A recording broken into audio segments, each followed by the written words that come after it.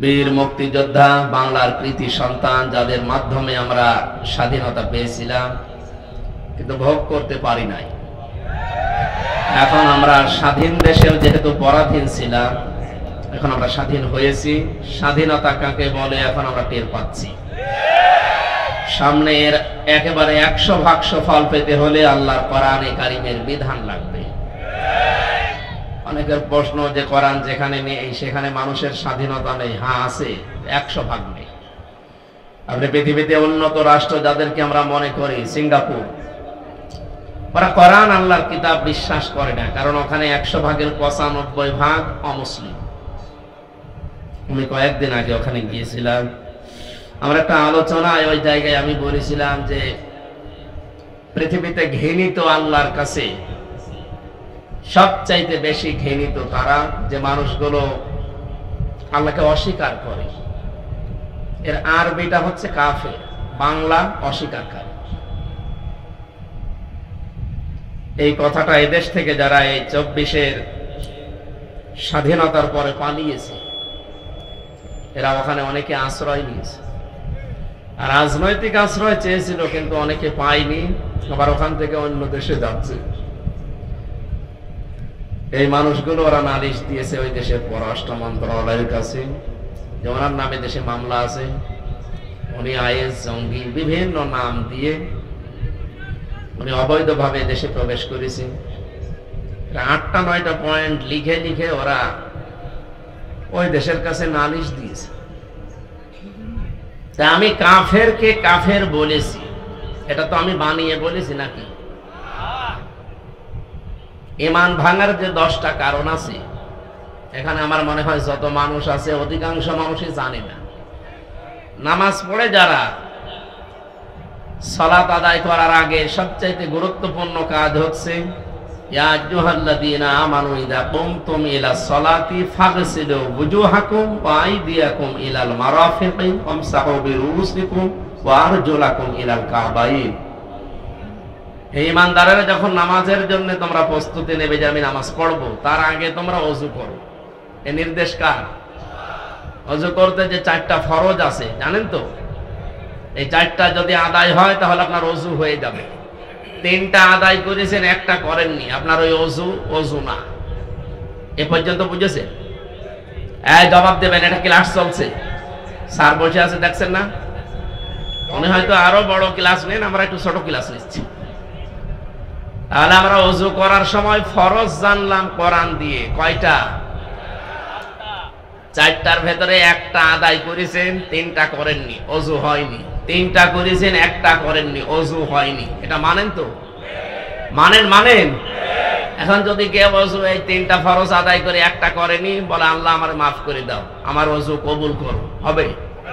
কারণ ফরজ জিনিস আপনি শেষ করে দিয়েছেন, এটা মৌলিক বিষয়। 2 নম্বরের বিষয় হচ্ছে ওযু করার পরে ওযু থাকবে তা না। 7টা কারণে ওযু নষ্ট হয়ে যায়। কয় কারণে? 6টা ঠিক আছে, 1টা হঠাৎ করে মনে করেন বাতাস বের হওয়া, এটা বের হয়ে গেল, আপনার ওযু থাকবে?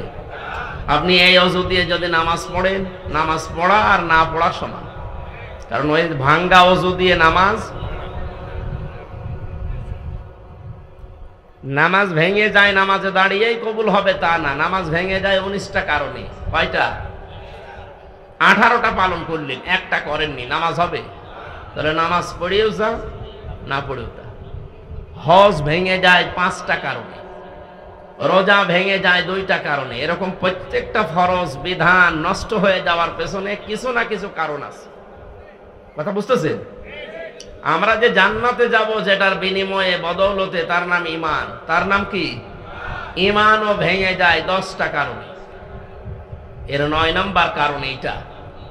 কোন ব্যক্তি যদি কাফের হয়, কেউ যদি তাকে কাফের মনে না করে, সেও কাফের। কাফের আল্লাহ ঘোষণা দিয়েছে, যারা তাকে অস্বীকার করে, বিশ্বাস করে না, তারা কি? বাংলায় অস্বীকারী, অবিশ্বাসী, আর আরবিতে বলা হয় কাফের। এখন এই শব্দটা বলার কারণে ওদের নাকি রাগ হয়েছে, যে ওরা বাংলাদেশের পররাষ্ট্র মন্ত্রণালয় যিনি আছে, ওখানে রাষ্ট্রদূত আছে যারা, তাদের কাছে নালিশ দিয়েছে, আপনার দেশের এই মানুষ আমাদেরকে কাফের বলে গালি দিয়েছে। কাফের কি একটা গালি নাকি? এই যে কিছু মানুষ নালিশ দিয়েছে যারা পালিয়ে গেছে, ওরা তো মনে করছে না কাফের একটা গালি মনে হয়, হুজুর আমাদের গালি দিয়ে গেল। আমি তো এই পয়েন্টগুলো 10টা বলেছিলাম যে নামাজ ভেঙে যায়, ওযু ভেঙে যায়, রোজা ভেঙে যায়, ইমানও ভেঙে যায়। তার ভেতরে 9 নাম্বার এইটা, কেউ যদি কাফের হয় তাকে আপনাকে কাফের মনে করা লাগবে। আপনি যদি তাকে ইমানদার মনে করেন আপনারও ইমানের সমস্যা হবে।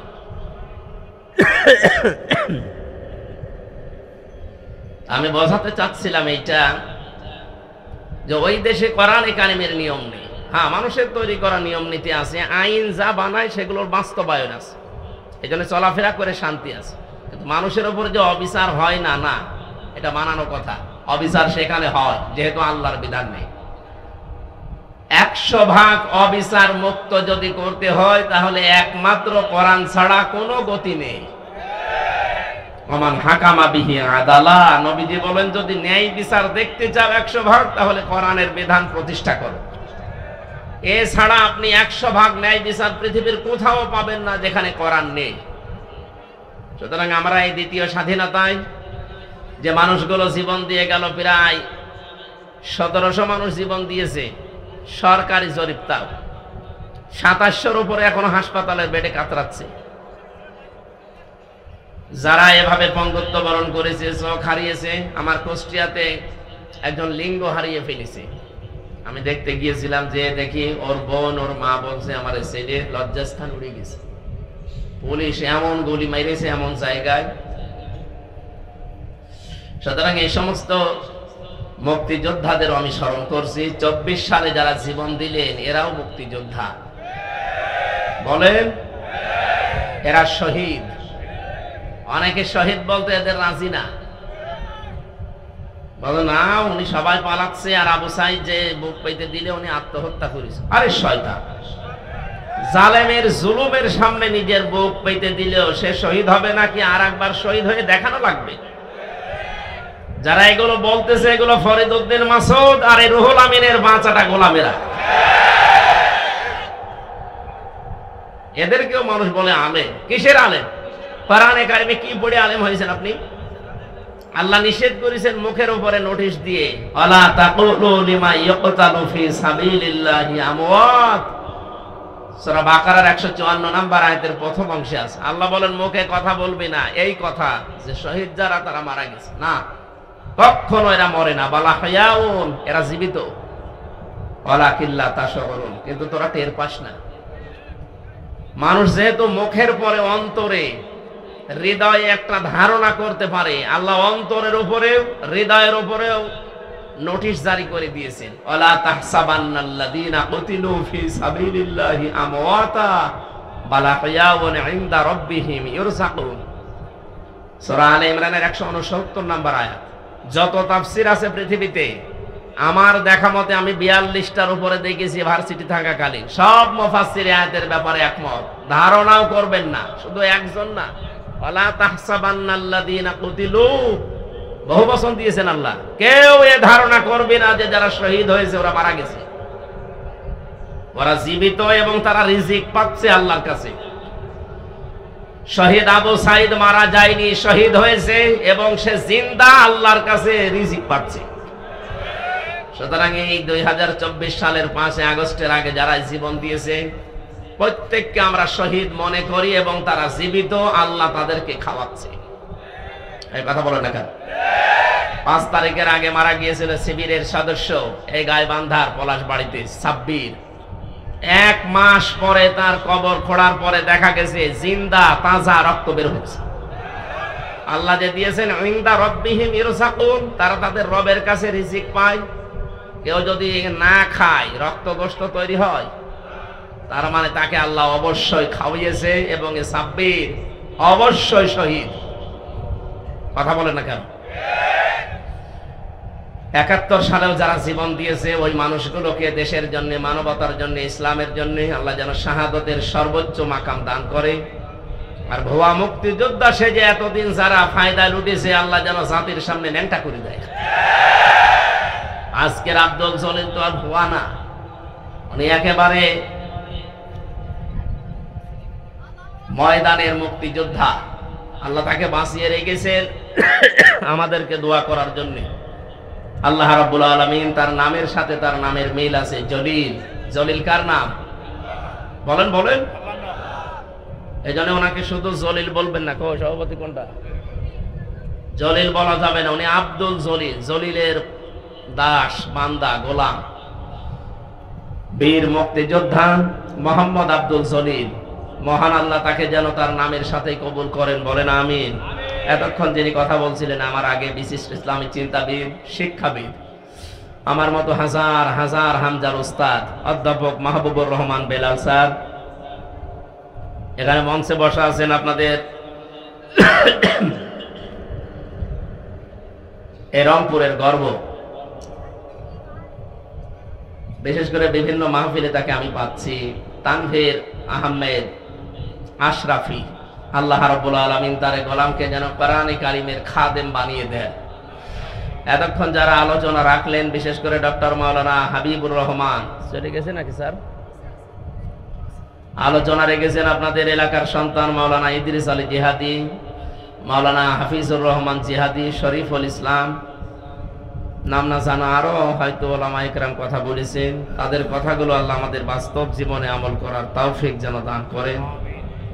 মঞ্চে বসা অত্র এলাকার সর্বজন শ্রদ্ধাভাজন ব্যক্তিবর্গ, সামনে বসা মুসলমান ভাইরা, পর্দার আড়ালের সম্মানিতা মা এবং বোনেরা, প্রশাসনের ভাইরা। প্রশাসনের ভাইরা একথা না বললেও সমস্যা নেই, কারণ এখন আর এখনো লাগছে না।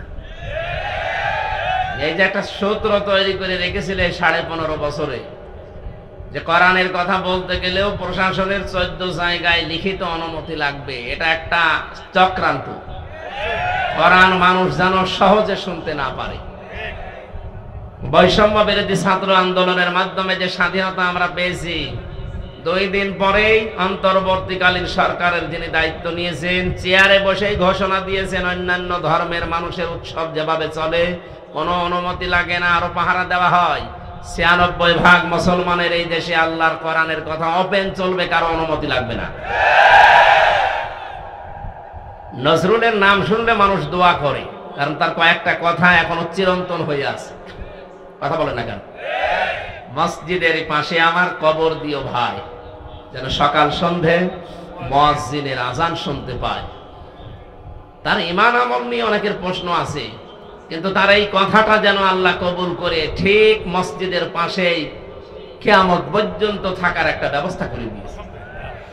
ডক্টর মোহাম্মদ ইউনূস উনি বিভিন্ন রকমের কাজ কারবার দুনিয়ায় করতেন, আমরা বিতর্কিত মনে করি, কিন্তু না, উনি যে কথাটা বললেন চেয়ার পাওয়ার পর, আল্লাহ যেন তাকে এই কথার কারণে পূর্ণাঙ্গ হেদায়েত দান করে। উনি তো মুসলমান, এই জন্য নামের আগে দেখেননি মোহাম্মদ লেখা আছে। কথা বলেন না কেন? মুসলমানের জন্য দোয়া করতে কোনো সমস্যা আছে? ধর্ম উপদেষ্টা ডক্টর আফামা খালিদ স্যার কয়েকদিন আগে জানিয়েছেন 96% মুসলমান এই দেশে আমরা বাস করি। আমাদের মাথার উপরে যেহেতু আল্লাহ তাকে বসিয়েছেন, আমরা চাই তিনি যেন দাড়ি রাখেন। এটা কি খারাপ কথা? একটা ভালো কথা বলেছি না? আমরা 16 কোটি মানুষ, 18 কোটি মানুষ দোয়া করছে আল্লাহ যেন তাকে সত্যি এই তৌফিক দান করে। নবীজি জানিয়েছেন 1500 বছর আগে ওই জাতি কখনো উন্নয়ন লাভ করতে পারে না যেই জাতি তাদের শাসনভার কোনো নারীর হাতে তুলে দেয়। আল্লাহ মনে হয় আমাদের কপাল থেকে এই অভিশাপ মুক্ত করার একটা ব্যবস্থা করিয়ে দিচ্ছে। উনি যাই হোক, অন্তত পুরুষ মানুষ। এই কথা বলেন না কেন? পুরুষ মানুষ না? ঠিক আছে, সামনে যারা আসবে আশা করছি তারাও পুরুষ মানুষই আসবে। মেয়ে লোক আসার আর কোন সম্ভাবনা দেশে আছে? কারণ তাদের বুদ্ধি অর্ধেক।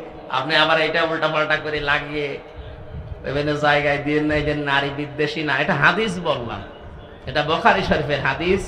আল্লাহর নবী কথা শুরু করার আগে লাম দিয়েছেন, লাই ইফলিহা, কখনো সফল হতে পারে না ওই জাতি যে জাতি তার শাসনভার কোন নারীর হাতে তুলে দেয়। আমরা এই জন্য আমার মনে হয় দুর্নীতিতে চ্যাম্পিয়ন হতাম। কথা বলে না কেন? প্রশ্ন আসতে পারে তাহলে 53 বছর তো নারী ছিল না? না, যারা ছিল এর আগে আর ওরাও নারীর মতনই। নারী কাকে বলে আজকের তেলাওয়াত কিন্তু আয়াতের ভেতরে আছে। আজকের সূরার নামই মমতাহিনা। মমতাহিনা মানে কি? পরীক্ষিতা নারী। কোন নারীকে পরীক্ষা করে করে আল্লাহ এই জগতে নামি দামি এবং গনি বানিয়ে দিয়েছিলেন, স্টাবলিশ বানিয়েছিলেন? কারা আল্লাহর মনোনীত ছিল? কি করলে মনোনীত হওয়া যায়, চিরন্তন হওয়া যায়? এই কথাগুলো আজকের তেলাওয়াত কিন্তু আয়াত থেকে আমরা শুনবো ইনশাআল্লাহ। তাফসীরে যাচ্ছি, আমরা কিছু কথা আগে থেকে বললাম। শাহাদতের মর্যাদা যারা পেয়েছেন, আল্লাহ তাদেরকে সত্যই যেন শাহাদতের যে স্বাদ এটা দান করে। এখনো যারা অসুস্থ আছে, শেফায়ে কামেলা আজেলা আল্লাহ যেন নসিব করে। ওরা যে দুর্বিসন্ধি লাগিয়েছিল যে 14 জায়গায় অনুমতি নেই, এই করতে করতে যারা আয়োজন করতো, এই যে এই ছেলেটা আগস্ট মাসের 5 তারিখের আগে একটা অনুষ্ঠান দিয়েছিল নীলফামারী বাড়ির জল ঢাকা। ওখানে যিনি দায়িত্বে ছিলেন ওসির, আমি যে পৌঁছিয়েছি উনি গাড়ি নিয়েছে আমাকে ধরে মামলা দেবে। উনি জানে যে নামে মামলা আছে, আরো নতুন করে আরেকটা লাগায়। সেদিন যে কি তৈরি করেছিল ওসি সাহেব, এখন শুনলাম আজকে আসার সময় বলছে ওই ওসির নামে নাকি আজকে মামলা হয়েছে। উনি আমার নামে মামলা সাজাবে পারে না, এখন নিজেই মামলার ফিগারে। এই জন্য যারা এই সিস্টেম করেছিলেন, কিয়ামতের আগে এ দেশে আর কোরআনের কথা বলতে কোনো অনুমতি লাগবে না, সেইটাই ফিরে আসবে ইনশাআল্লাহ। কোন কারণে আল্লাহর কালামের কথা আল্লাহর জমিনে বলতে আপনার মতো সলিমদের কাছে লিখিত নেওয়া লাগবে? আপনি কি হয়ে পড়েছেন বলেন? এই নিয়ম নীতি ছিল কাফেরদের কারণে। কোরআন নাজিল হওয়ার পর থেকেই কোরআন শুনতেছে, শুনছে, শুনবে। 3 প্রকার মানুষ। কয় প্রকার? প্রথম নাম্বারেই শুনেই বিরোধিতা করেছিল, তারা কাফের। আল্লাহ রাব্বুল আলামিন বলেন, ওয়াকালাল্লাযীনা কাফারু লা তাসমাউ লিহাযাল কুরআন আলগাউ ফীহি লাআল্লাকুম তাগলিবুন। সূরা হামিম সাজদা 24 নম্বর পারা 18 নম্বর পৃষ্ঠা 9 নম্বর লাইনে 26 নম্বর আয়াত। এটা তাফসীরে ফি জিলালিল কোরআনে আছে। দলিলগুলো তাফসীর আকারে লম্বা করে বলছি না, শুধু শর্টকাটে কিছু বিষয় জানানোর জন্য আমি বলছি। আল্লাহ পাক বলেন 1500 বছর আগে কাফেররা সিদ্ধান্ত নিয়েছিল সব চলতে দাও, কোনো বাধা দিও না, কিন্তু মুহাম্মদের কোরআন যেন চলে না। ওদের উদ্দেশ্য ছিল এই, কোরআন চলতে যদি বাধা দিতে পারো, হট্টগোল করো, ওয়ালগাউ ফিহি, শুধু বন্ধই করবা তা না, এটা বন্ধ করার জন্য যত রকমের কায়দা কৌশল আছে করবা। আবু জেহেল এই মনে করতো কোরআন যদি মানুষ না শোনে তাহলে আমার অবৈধ সিয়ারের ব্যাপারে কেউ কথা বলবে না। খুব ভালো করে জানতো মুহাম্মদ যেটা বলতে চায় এটা যদি মানুষ বোঝে তাহলে আমি যে অবৈধ সিয়ারে আছি এ সিয়ার টিকবে না। 1500 বছর আগে এদের পেতাত্তা যারা নব্য আবু জেহেল সেজেছিল, এরাও বুঝে ফেলেছিল আমরা যে কায়দায় আছি, কোরআন যদি মানুষের দেশে শোনে আর বুঝে ফেলে তাহলে আমাদের সিয়ারেরও পায়া থাকবে না। এই জন্য অনুমতির সিস্টেম করেছিল। জাতির সামনে যেহেতু আজ প্রকাশ হয়ে গেছে, কোরআন যারা বাধা দেয়, শুনতে দেয় না, তারা 1 নম্বরে কাফের। তারা কি? আরো জোরে। এই 15.5 বছরে এগুলো যারা বাধা দিয়েছেন, আপনি নামাজ পড়তে পারেন, রোজা রাখতে পারেন, আপনি কাফের। কাফেরের জানাজা পড়া জায়েজ আছে? কবরে দেওয়া?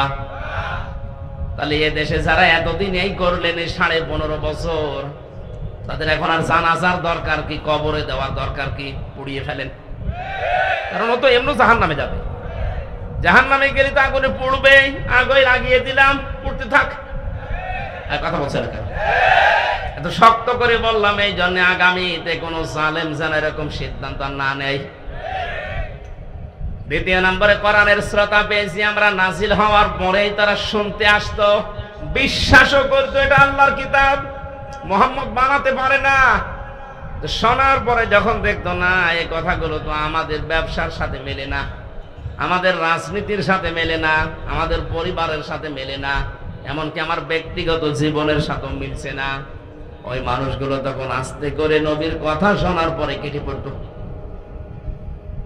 সূরা নিসা 5 নাম্বার পারার 7 নাম্বার পৃষ্ঠার প্রথম নাম্বার লাইনের 61 নাম্বার আয়াতে আল্লাহ বলেন, ওয়াইদা কিলা লাহুম তাআলাউ ইলা মা আনজালাল্লাহু ওয়া ইলার রাসূল রাআইতাল মুনাফিকিনা ইয়াসুদ্দুনা আনকা সুদুদান। ওয়া মানে এবং ইদা মানে যখন কিলা মানে বলা হয়, তাআল মানে আসো, ইলা মানে দিকে, মা মানে যা, আনজালাল্লাহ মানে আমি আল্লাহ নাযিল করেছি, ওয়া ইলার রাসূলি এবং রাসূলের দিকে আসো।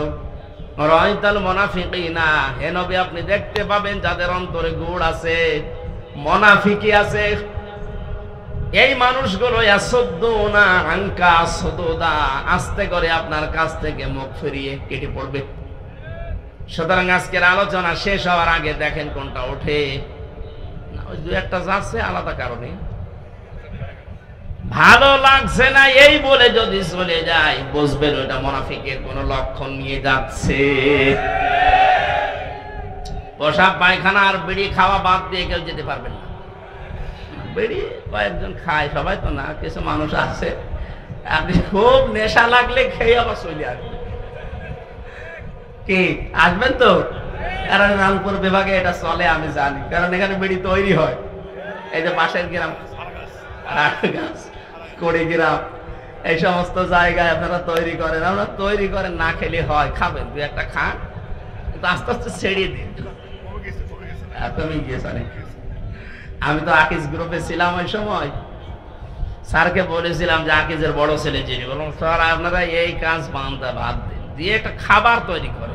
হুজুরে তো খাবার, কিন্তু খাবারে তো খাবার না, মানুষের লাঞ্চ নষ্ট হয়ে যায়, কলিজা নষ্ট হয়ে যায়। ওয়ালা তুহলিকু ওয়ালা তালকু বিআইদিকুম ইলা তাহলুকাতি, নিজেদেরকে নিজেরা ধ্বংস করে ফেলো না। বিড়ি যারা খান আপনার লাঞ্চ নষ্ট হয়ে যায়, এই লাঞ্চ তো আর আপনার নিজের না, এটা একটা আমানত। এটা কে দিয়েছে বলেন তো? সুতরাং নিজেরা নিজেকে নষ্ট করবেন না। 22 কোটি টাকা না কত কোটি টাকা একটা রিপোর্ট পেয়েছিলাম যে মানুষ ধোঁয়া দিয়ে শুধু উড়িয়ে দেয়। এমনি আমরা গরিব মানুষ, তারপরে রংপুর বিভাগ আরো গরিব, আর ওনারা বেকার বেকারে ধোঁয়া দিয়ে টাকাগুলো নষ্ট করে। বিড়ি আস্তে আস্তে ছেড়ে দেবেন, কারা হাত তোলেন তো? তার মানে দু একজন আছে স্যার, ঠিক আছে ওনারা ছেড়ে দেবেন, জিনিস ভালো জিনিস না। 3 নম্বরে কোরআনের শ্রোতা ছিল তারা, আল্লাহ রাব্বুল আলামিন তাদের পরিচয় দিচ্ছেন, দেখেন তো আপনি মেলাতে পারেন কিনা। ইন্নামাল মুমিনুনা আল্লাযীনা ইযা যুকিরাল্লাহু ওয়াজিলাত কুলুবুহুম ওয়া ইযা তুলিয়াত আলাইহিম আয়াতুহু যাদাতুহুম ঈমানা ওয়া আলা রাব্বিহিম ইয়াতাওয়াক্কালুন। সূরা আনফালের 2 নম্বর আয়াতে আল্লাহ জানিয়েছেন, আমার দৃষ্টিতে মুমিন তো তারা, আমার দৃষ্টিতে মুমিন তো তারা যাদের সামনে আমার নাম উচ্চারণ করলে তাদের অন্তরাত্মা কেঁপে ওঠে। তেলাওয়াত যদি হয় তাদের সামনে, আমার আয়াতগুলো শোনার পরে বোঝার পরে তাদের ঈমান যা ছিল বেড়ে যায়। কোরআনের আলোচনা শুনে সবার চোখে পানি আসবে না। وَإِذَا سَمِعُوا مَا أُنزِلَ إِلَى الرَّسُولِ تَرَى أَعْيُنَهُمْ تَفِيضُ مِنَ الدَّمْعِ مِمَّا عَرَفُوا مِنَ الْحَقِّ। সূরা মায়দা 7 নম্বর পারার প্রথম নাম্বার পৃষ্ঠার প্রথম নাম্বার লাইনের 83 নম্বর আয়াতের প্রথম অংশে আছে, আল্লাহ পাক বলেন, হে নবী যখন তেলাওয়াত করবেন আপনার প্রতি যেটা আমি নাযিল করেছি এই কোরআন, দেখবেন আপনার সামনে কিছু মানুষ আছে তারা এর মর্ম বাণীগুলো যখন উপলব্ধি করতে পারবে মনের অজান্তেই তাদের চোখ দিয়ে পানি পড়ছে। কোরআনের আলোচনায় সবাই মুগ্ধ হবে না, মন দিয়ে শুনবেও না, চোখ দিয়ে পানিও আসবে না। এটা বোঝার মতো একটা যোগ্যতা থাকা লাগবে মিনিমাম। যাদেরই আছে দেখবেন কোরআনের আলোচনা যখন গভীরে পৌঁছিয়ে যাবে ওরা বসে আছে কিন্তু অজান্তেই তাদের চোখ দিয়ে পানি পড়ছে। বাড়ি যাওয়ার সময় যারা সিদ্ধান্ত নেবে ওয়ালা রব্বিহিম ইয়াতাওয়াক্কালুন, জীবনে আজকে থেকে যদি ভরসা করি আল্লাহ ছাড়া কারো উপরে ভরসা করব না। কোরআন নাযিল হওয়ার পর থেকে শ্রোতা পেলাম কয় প্রকার? 3 প্রকার। বলেন, এখানে যেহেতু কাফের নেই, মুনাফিকও থাকলে থাকতে পারে। কারণ হচ্ছে নবীজি ইন্তেকালের আগে মুনাফিক তৈরি হবে কোন কাফেরদের ভেতরে, ইহুদিদের ভেতরে, বৌদ্ধদের ভেতরে, হিন্দুদের ভেতরে, খ্রিস্টানদের ভেতরে। কথা বলেননি? নবীজি ইন্তেকালের আগে জানিয়েছেন মুনাফিক এটা তৈরি হবে শুধুমাত্র আমার উম্মত মুসলমানদের ভেতরে। আর আমরা যেহেতু এই দেশে 96% মুসলমান, আমাদের ভেতরে মুনাফিক তৈরি হওয়ার সম্ভাবনা নেই। বলেন বলেন, আপনি দেখেন তো আপনি কি না? আয়াতুল মুনাফিকি সালাসা, ইযা হাদাসা কাযিবা ওয়া ইযা ওয়াদা আখলাফা ওয়া ইযা তুমিনা খান। নবীজি বলেন মুনাফিকের চার আছে তাদের ভেতরে, যারা কথা বললেই মিথ্যা কথা বলে। এই কথা বলেন না কেন? এই আচরণ বাংলাদেশে নেই। কত হাসি পট্টি বাঁধা মানুষ হাতে তসবিহ নিয়ে ঘুরতো, সেও যে এরকম ডাহা মিথ্যা কথা বলতে পারে ক্ষমতার কারণে। এখন যে বলছে যে না আমি পদত্যাগ করে নিতে, ভিডিও কি বানানো নাকি? এক কথা বলেন না কেন? আপনি যদি পদত্যাগ না করে থাকেন তাহলে রাষ্ট্রপতি যেটা বলছে এটা কি বানিয়ে বলছে? ধোঁকা দিয়ে বোকা বানিয়ে এতদিন খেয়েছেন, এখনো খেতে চান। আপনি তো টাটকা নির্ভেজাল মুনাফিক, কারণ কথা বললেই মিথ্যা কথা বলেন। মুনাফিকের পক্ষে যদি কোনো মুমিন থাকে, এও মুনাফিক। এই কথা বলছেন না কেন? যার হাতে শাপলা চত্বরের আলেমদের রক্ত লেগে আছে, যার হাতে 2024 সালের মুক্তিযোদ্ধাদের রক্ত লেগে আছে, কথা বলেন না কেন? এই মানুষের পক্ষ নিয়ে এখনো পর্যন্ত আপনি স্ট্যাটাস দেন, বলেন আমি আছি আপা, ঘাবড়াবেন না। আপনি ঘাবড়ালে আমরা নরম হয়ে যাই। আমি তো শয়তান দেখিনি, ওরে ভিডিও দেখি আমার মনে হলো শয়তান যদি দেখতাম তো এইরকমই হইত। এটা টাটকা নির্ভেজাল শয়তান, বাড়ি গোপালগঞ্জ, ধরা পড়েছে কয়েকদিন আগে। এবার পিটিয়ে সোজা করবে প্রশাসন। এক কথা বলেন না কেন? আপা ঘাবড়াবেন না। যাই বলেছে আপা ঘাবড়াবেন না, আপনি ঘাবড়ালে আমরা নরম হয়ে যাই। আমার মনে হয় প্রশাসন ওরে ধরেছে নরম বানাতে, আমরা চাই ওরে নরম বানিয়ে ফেলুক। কথা বলেন না কেন?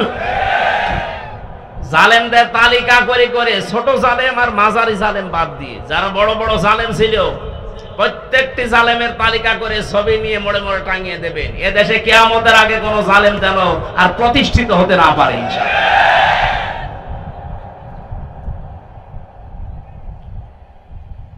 3 প্রকার যে শ্রোতার কথা বলছিলাম, কাফের নেই আমরা বুঝলাম, কিন্তু মুনাফিক যেহেতু এটা তৈরি হওয়ার সম্ভাবনা এখানে আছে, আমরা যেন মুক্ত হতে পারি এই জন্য হাদিসটা বললাম। কথা বললে যারা মিথ্যা বলেন, ওয়াদা দিলে যারা ঠিক রাখেন না, ভঙ্গ করে ফেলেন। এতদিন পর্যন্ত চাইছিল, এই 2-3 দিনের ভেতরে দেখছি অনেকে বিভিন্ন ওয়াদা দিচ্ছে জনগণের সাথে। এটা আর একটা ধোঁকা হতে পারে। অনেকেই বলছে আমরা বাড়ি বাড়ি কার্ড তৈরি করে দেব যদি ক্ষমতায় যেতে পারি। আর যে যা বলছেন কথাগুলো কিন্তু ঠিক রাখা লাগবে। ভোট নেওয়ার জন্য এখন আপনি সেই কেজি 10 টাকা চাল খাওয়াবো বলে চালিয়ে দেবেন, আর ভোট হয়ে গেলে 60 টাকা কেজি চাল হয়ে যাবে। মানে কথা যা দিচ্ছেন এটা যেন ঠিক থাকে, জনগণের সাথে যেন ধোঁকাবাজি না হয়। অনেকে এই ধোঁকাবাজি করার জন্য নেমে পড়েছে। এই কথা বলছেন না কেন? জামাতের নায়েবে আমির ডাক্তার সৈয়দ মোহাম্মদ আব্দুল্লাহ তাহের উনি ঘোষণা দিয়েছে যদি এদেশে ইসলাম ক্ষমতায় যেতে পারে যুবকদেরকে আমরা ঋণ দেব। এই কথার সূত্র ধরে অনেকে এখন বলছে যদি আমরা যেতে পারি বাড়ি বাড়ি কার্ড দেব। কি কার্ড দেবে? এই জন্য কথা দিচ্ছেন, দেন কথাটা যেন ঠিক থাকে, কারণ কথা দিয়ে কথা যে রাখে না সে মুনাফিক। এই কথা বলেন না কেন? জাতি যেহেতু 53 বছর ধোঁকা খেয়েছে, অন্তত এবার আর যেন জাতি ধোঁকা না খায়। এবারও যদি ধোঁকা খান, আপনি আর কিয়ামতের আগে মাথা তুলে দাঁড়াতে পারবেন না। 3 নম্বরে কোনো কিছু আমানত রাখলেই খেয়ে ফেলে। এই কথা বলেন এখন। এটা যে আমরা 53 বছর দেখলাম না, যাদেরই দিয়েছি আমানত তারাই খেয়ে ফেলেছে। দরবেশ, এত বড় দরবেশ পৃথিবীতে আছে, দাড়ি কেটে নমো হয়ে গেছে। আর কি আমানত 36,000 কোটি টাকা, আপনি এক জীবনেও গণনা করে শেষ করতে পারবেন না। কিন্তু আমি একটা দলের গ্যারান্টি দিচ্ছি, যদিও মনে করছেন আমি ওই দলের না, আমি অ্যাক্টিভ না, কিন্তু গ্যারান্টি দিতে পারি বাংলাদেশ জামাত ইসলামী এবং শিবির একটা টাকা যদি দুর্নীতি দেখাতে পারেন, আমি অন্তত কথা বলবো না। এটা এদেশে এখন প্রমাণ হয়ে গেছে। এই কথা বলেন না কেন? এত প্রমাণ পাওয়ার পরেও যদি আপনার এখনো পর্যন্ত চিন্তা ভাবনা করতে দেরি হয়, তা আপনার আর চিন্তার রেখা খুলবে না।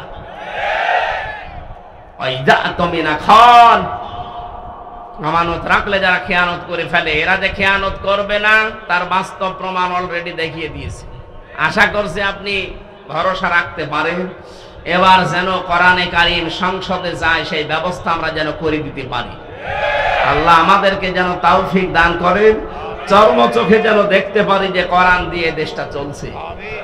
খুব বড় আশা আমার, সারা জীবনের আশা। আমি জেলখানায় 3টা বছর যতদিন তাহাজ্জুদ পড়েছি, প্রতিদিন আমার এই দোয়া ছিল, আল্লাহ তুমি যাই করো অন্তত চর্ম চোখে একটা দেখার সুযোগ করে দিও 56,000 বর্গ মাইল কোরআন দিয়ে চলছে।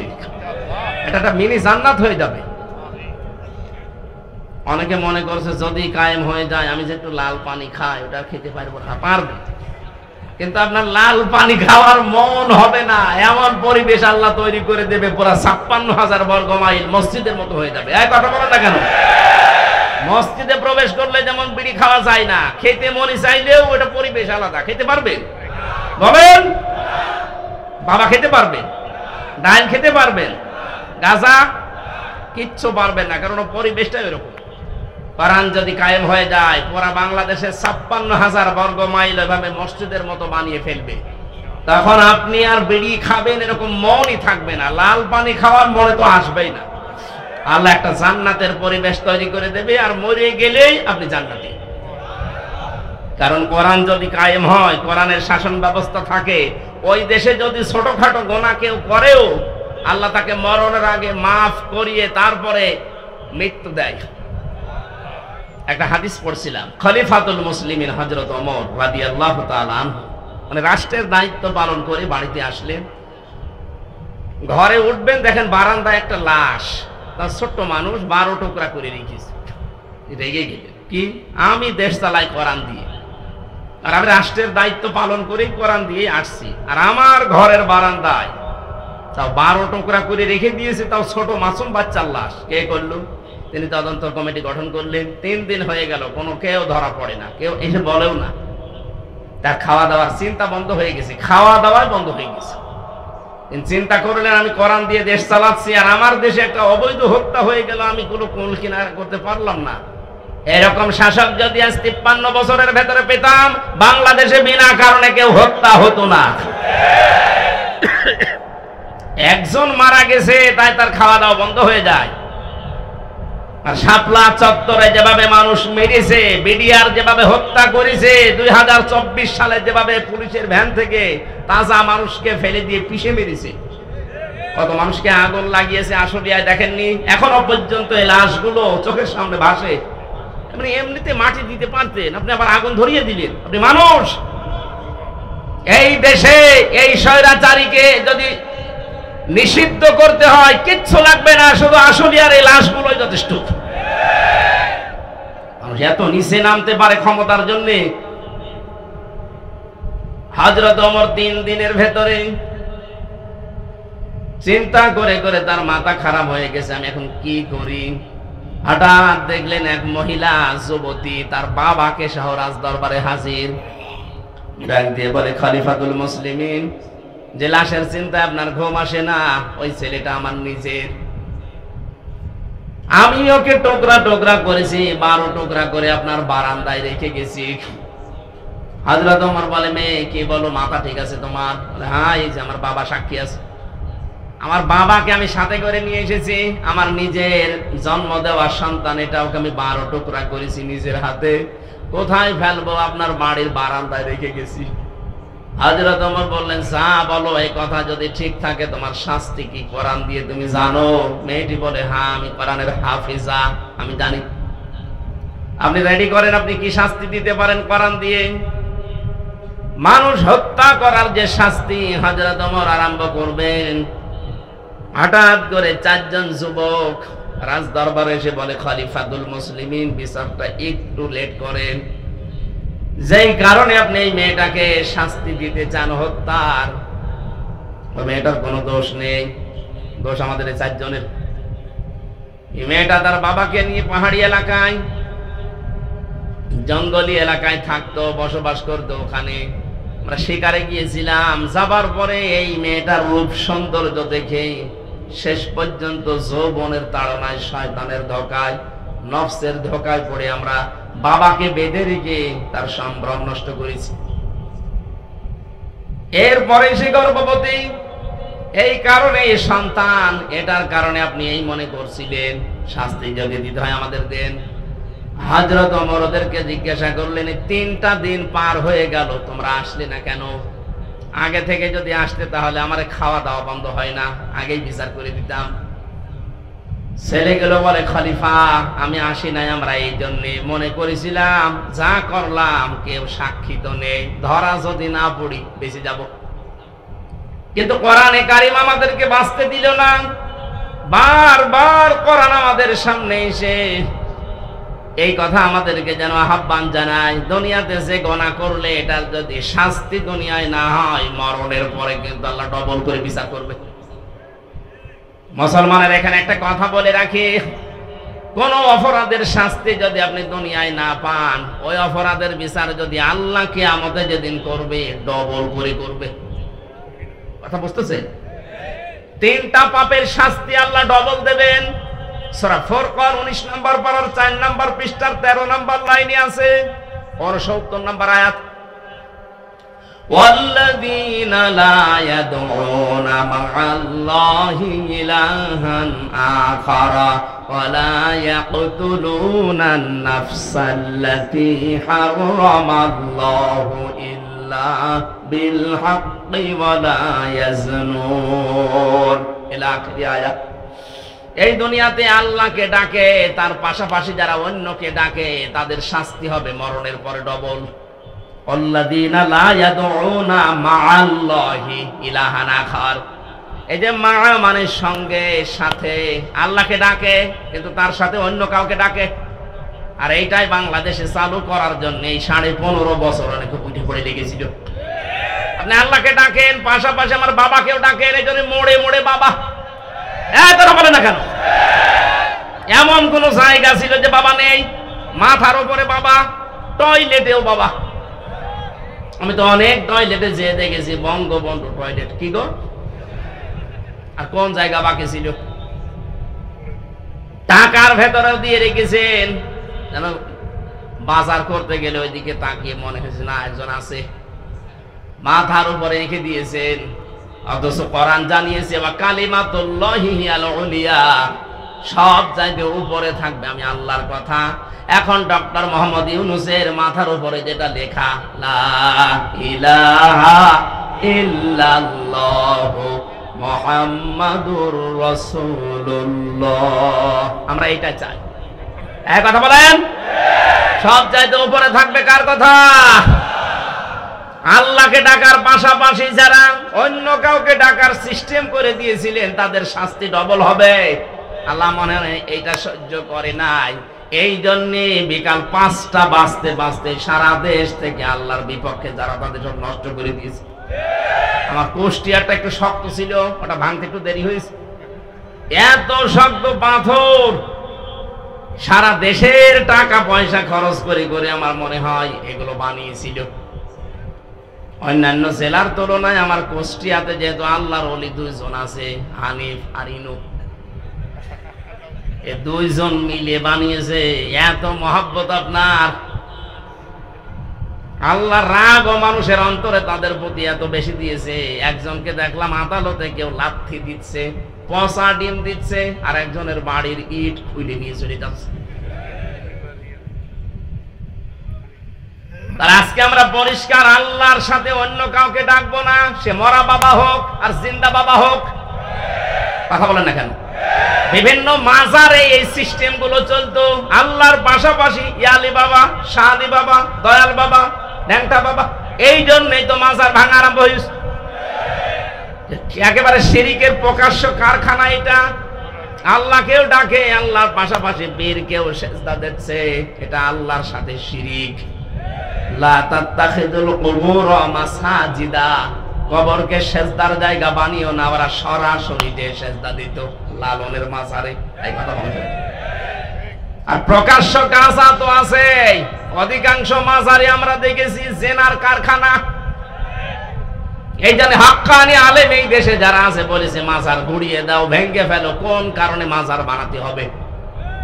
হযরত ওসমানের মতো মানুষ, জান্নাতের সার্টিফিকেট পাওয়া মানুষ দুনিয়ায়, সেই লোকটা পড়ে আছে জান্নাতুল বাকিতে, কিচ্ছু নেই, পাথর দেওয়া মাত্র।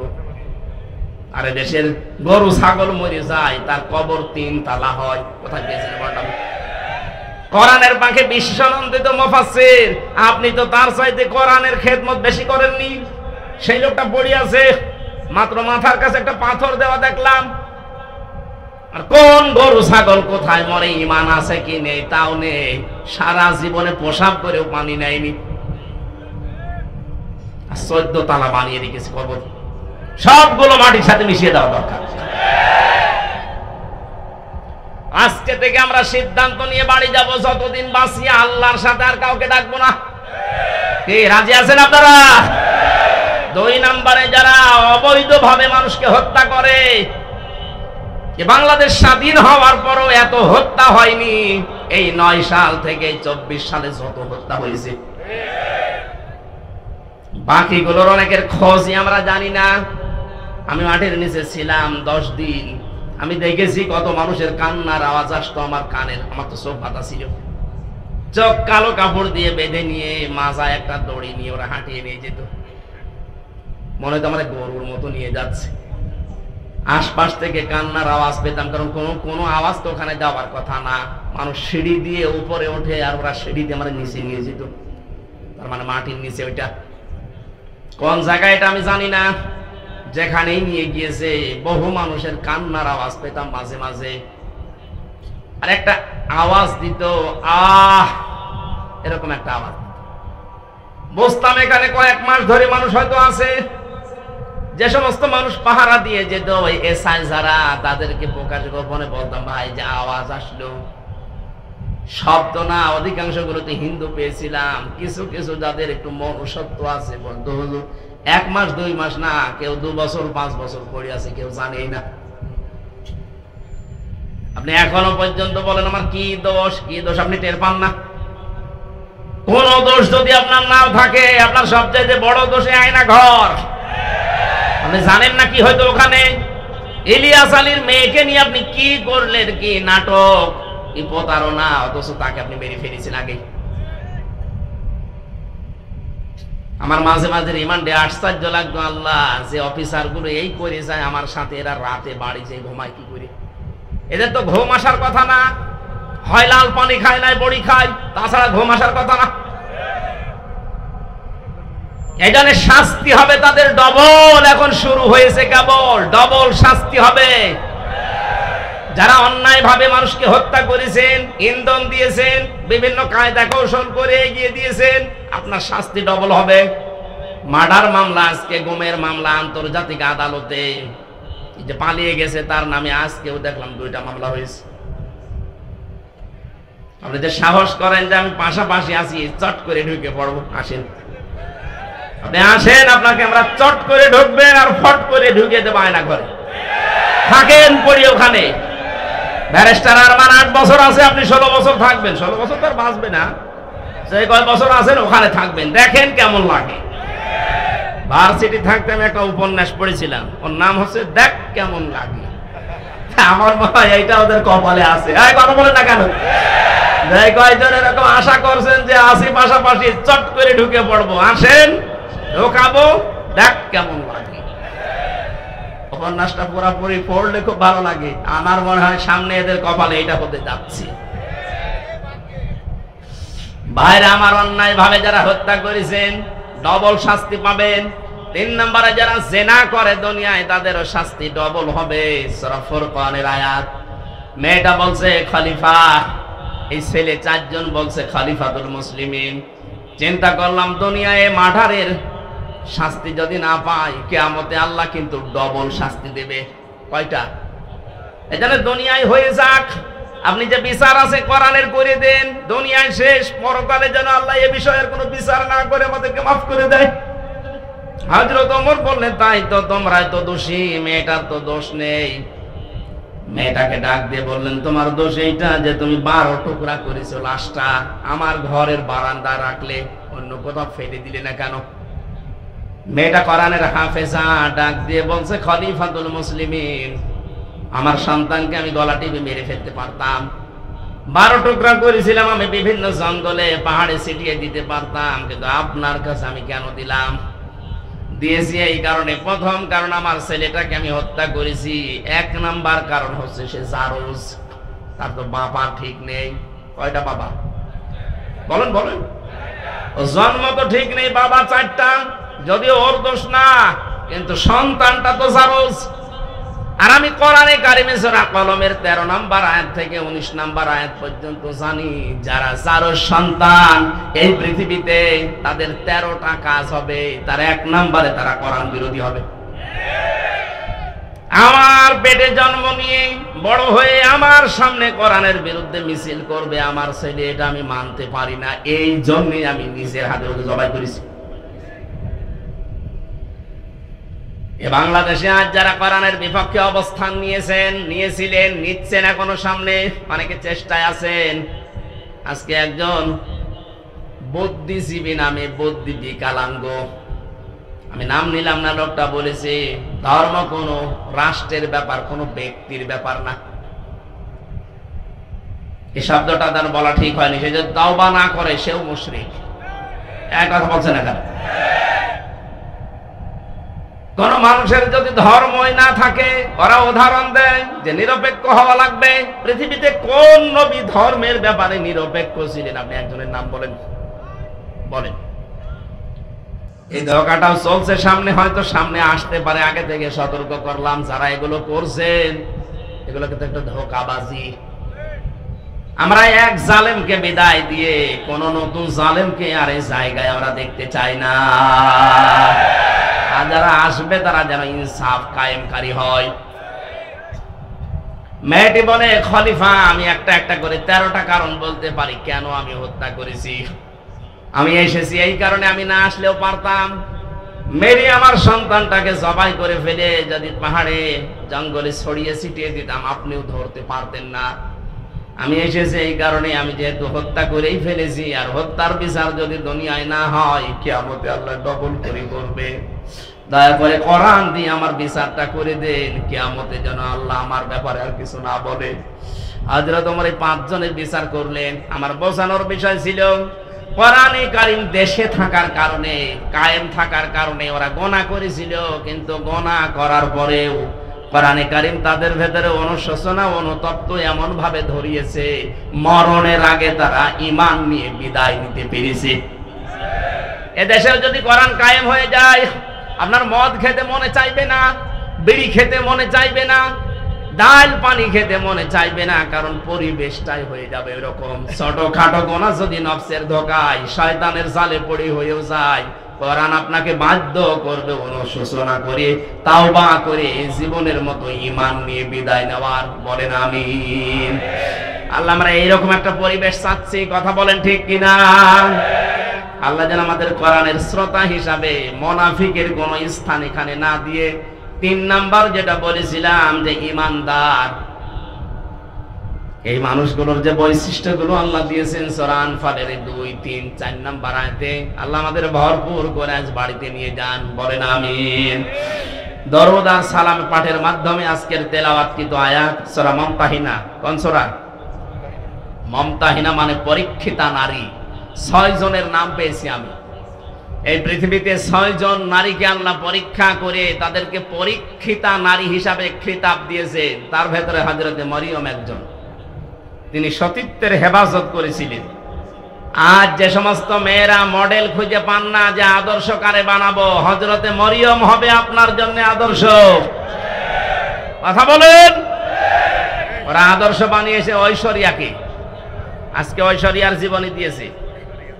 ওই একজনকে খুশি করার জন্য রাতের বেলা কত টাকা কন্টাক্ট করে, কত টাকা ভাড়া পায়, আপনি তার জীবনী পড়ে দেখেন। এই যদি হয় আপনার আদর্শ, আর আপনি এটা দেখে দেখে মনে করেন এর মতো হব, হ্যাঁ ওর মতো হবেন, দুনিয়ায় শেষ, আখেরাতে সারা জীবন জাহান্নামে পড়া লাগবে। মেয়েরা যারা এসেছেন, আপনার আদর্শ হওয়া লাগবে 1 নম্বরে মরিয়ম। আপনার চরিত্রকে, সতীত্বকে আপনি হেফাজত করে রাখবেন। আমরা আগে তাফসিরে প্রবেশ করি, এরপরে সামনে যাব ইনশাআল্লাহ। ফাউযু বিল্লাহি মিনাশ শাইতানির রাজীম। বিসমিল্লাহির রহমানির রহিম।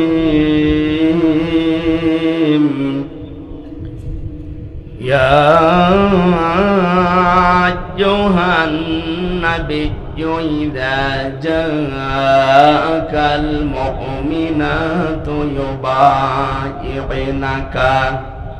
ওয়ালা আল্লা ইউশরিকনা বিল্লাহি শাইআ। সাদাকাল্লাহুল আযীম। সূরা মুমতাহিনা নামকরণটা, এর ভেতরে শব্দটা আছে, এখান থেকে সূরার নামকরণ। আজকে আমরা সবগুলো আয়াত পড়েছি মাত্র 1 আয়াতের 4 ভাগের 1 ভাগ। আমার আজকের আলোচনার বিষয় হচ্ছে ঈমান কিভাবে আপনি আনবেন। আমরা তো অনেকে ঈমানদার বসে আছি, কিন্তু এইভাবে না। ঈমান আনতে হলে কিছু শর্ত মানা লাগে। আমরা যেন আজকে শোনার পরে ওই শর্ত অনুযায়ী আমাদের বাকি জীবন চালাতে পারি। বলেন আমিন। সূরা মুমতাহিনার 12 নম্বর আয়াতটা পড়েছি। আল্লাহ ডাক দিয়েছেন ইয়া আইয়ুহান নবী, হে নবী। কোরআন শরীফের ভেতরে আল্লাহ ইয়া মুহাম্মদ বলেন নাই, ইয়া নবী, ইয়া রাসূল এই শব্দটা লাগিয়েছেন। আর মুহাম্মদ শব্দ বলার সঙ্গে সঙ্গে নবীজির রিসালাতের ঘোষণা দিয়ে তার সম্মান আরো বাড়িয়ে দিয়েছেন। আজকে রাসূলের সম্মান বাড়ানোর জন্য রবিউল আউয়াল মাসে যারা জন্মদিন পালন করেন, সাফ করে শুনে রাখেন, পৃথিবীর কোন মানুষের জন্মদিন মৃত্যুদিন পালন করার ভেতরে কোনো ফায়দা নেই। এমনকি কোন মানুষ যত দামি হোক আপনার জীবনের জন্য, যত উপকার করুক আপনার জীবনে, ও যদি মারা যায় সর্বোচ্চ 3 দিনের উপরে কোনো শোক নেই। হ্যাঁ, একজন মহিলার স্বামী যদি মারা যায় তাহলে 3 মাস 10 দিন সে বিবাহ বন্ধনে আবদ্ধ না হয়ে তার জন্য অপেক্ষা করে এর পরবর্তীতে অন্য স্বামী গ্রহণ করবে, এই শেষ। পৃথিবীর কোন মানুষের জন্য 3 দিনের উপরে শোক জায়েজ নেই। আর আমরা সেই 75 সাল থেকে শোক পালন করিয়েই আসছি। কেন? উনি কি আপনার কি স্বামী হয়? আপনার কি বাবা হয়? কোন কারণে শোক পালন করা লাগবে তার জন্য? বলেন। আপনি কি তাকে ইসলামের ঊর্ধ্বে মনে করেন? ওই যে আমি বললাম না যে ঈমান ভাঙ্গে যায় 10টা কারণে, তার 10 নম্বর কারণে পৃথিবীর কাউকে যদি কেউ ইসলামের ঊর্ধ্বে মনে করে তার ঈমান ভেঙে যায়। এই কারণেই তো আপনি এটা করেন, প্রতি বছরে বছরে জন্মদিন মৃত্যুদিন পালন করেন, তাকে মনে করেন ইসলামের ঊর্ধ্বে। ইসলামে জায়েজ নেই, আপনি পেলেন কোথায়? আগামী থেকে এটা আমরা আর করতে চাই না।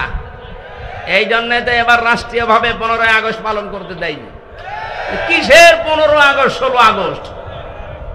কোরআন এই হাদিসে যেটা নেই ওইটা আমরা রাষ্ট্রীয়ভাবে পালন করে সময় নষ্ট করতে চাই না। কোরআন হাদিসে থাক, আমরা 10 দিন ধরে পালন করব। এই কথা বলেন না কেন? সিঙ্গাপুরে 95% মুসলিম, আর আমাদের দেশে 96% আমরা মুসলিম। তো এখানে কোনো বানানো নিয়ম নীতি চলতে পারবে? বলেন তো পারবে? আগামী থেকে যেই হোক 3 দিনের উপরে আমাদের কোনো শোক আর থাকবে না। বিশ্ব নবী মুহাম্মদুর রাসূলুল্লাহর উপরে তো দুনিয়ায় আর কেউ নেই, আল্লাহর পরে তার স্থান। শোক পালন করা যদি জায়েজ হতো প্রতি বছরে বছরে, আমার মনে হয় তার জন্য আমরা শোক পালন করতাম। কোনো আলেম তো এটা করে না। যে সমস্ত বেদাতপন্থী আছে এরা নবীর জন্মদিন পালন করার জন্য উঠে পড়ে লাগে। কোথায় পেয়েছেন দলিল বলেন তো? নবীর মিলাদ পড়েন। মিলাদ মানে জন্ম। মিলাদ মানে কি? যেই দুইজন চাচা নবীর জন্মে খুশি ছিল, দুইজনেই জাহান্নামে গেছে, একটা আবু তালেব আর একটা আবু লাহাব। কথা বলেন না কেন? দুইজনই কিন্তু মিলাদে নবীর জন্মে খুশি। আর যেই দুইজন চাচা নবীর আদর্শে খুশি, হযরত হামজা, হযরত আব্বাস, দুইজনেই জান্নাতি। এখান থেকে শিক্ষা নিতে পারেন না? এরপরও আপনি আলেম নামে জালেম হয়ে কলঙ্ক করে মানুষকে আপনি ধোঁকা দিয়ে বোকা বানিয়ে টাকা ইনকাম করছেন এই রবিউল আউয়ালের নাম দিয়ে।